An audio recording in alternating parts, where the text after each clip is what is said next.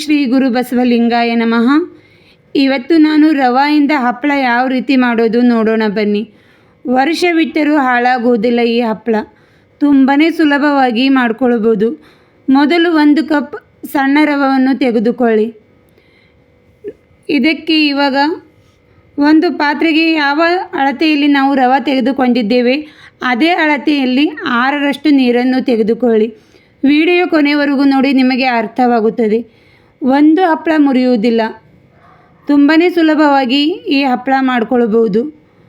ನೋಡಿ, ಇಲ್ಲಿ 6 ಕಪ್ ನೀರು ಹಾಕಿದ ನಂತರ ಗ್ಯಾಸ್ ಮೇಲೆ ಇಟ್ಟಿಕೊಳ್ಳಿ.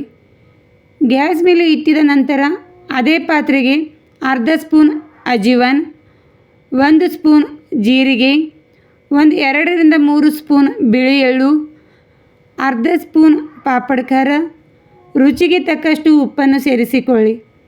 ನಿಮಗೆ ಜೀರಿಗೆ ಅಜವಾನ್ ಇಷ್ಟವಿಲ್ಲದಿದ್ದರೆ ಹಾಗೆ ಮಾಡಿಕೊಂಡರೂ ನಡೆಯುತ್ತದೆ. ಇವಾಗ 1 ಸ್ಪೂನ್ ಒಣಮೆಣಸಿನ್ಕಾಯಿ ಪುಡಿಯನ್ನು ಹಾಕಿಕೊಳ್ಳಿ. ಚೆನ್ನಾಗಿ ಕುದಿ ಬಂದ ನಂತರ 1 ಕಪ್ ರವೆಯನ್ನು ಸೇರಿಸಿಕೊಳ್ಳಿ. ಇಲ್ಲಿ ಅಳತೆ ಸರಿಯಾಗಿದ್ದರೆ ಹಪ್ಪಳ ತುಂಬಾ ಚೆನ್ನಾಗಿ ಬರುತ್ತದೆ.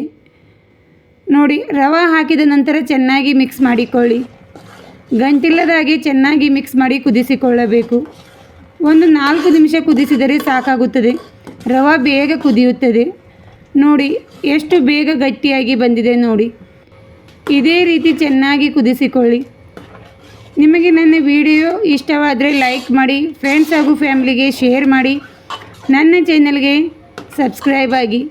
ನೋಡಿ, ಇದೇ ರೀತಿ 4 ನಿಮಿಷ ಚೆನ್ನಾಗಿ ಕುದಿಸಿಕೊಳ್ಳಿ. ಚೆನ್ನಾಗಿ ಕುದಿಸಿದರೆ ಒಂದು ಹಪ್ಪಳ ಮುರಿಯುವುದಿಲ್ಲ. ಈ ಹಪ್ಪಳ ವರ್ಷವಿಟ್ಟರೂ ಹಾಳಾಗುವುದಿಲ್ಲ. ನೀವು ರೂಮಿನಲ್ಲಿ ಹಾಕಿಕೊಂಡರೂ ನಡೆಯುತ್ತದೆ, ಬಿಸಿಲಿನಲ್ಲಿ ಹಾಕಿದರೂ ನಡೆಯುತ್ತದೆ.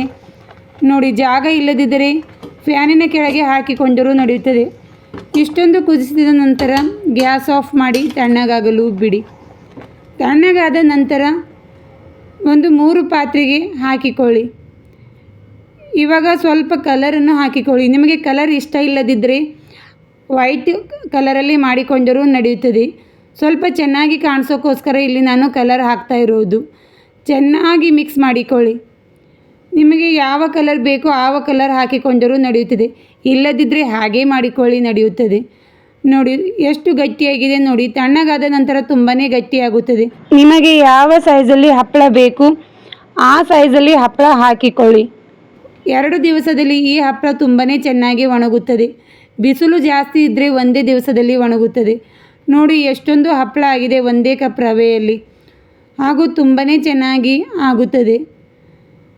ಇದೇ ರೀತಿ ನೀವು ಹಪ್ಪಳ ಒಂದು ಸಲ ಮಾಡಿ ಇಟ್ಟುಕೊಂಡರೆ ವರ್ಷದ ತನಕ ಹಾಳಾಗುವುದಿಲ್ಲ.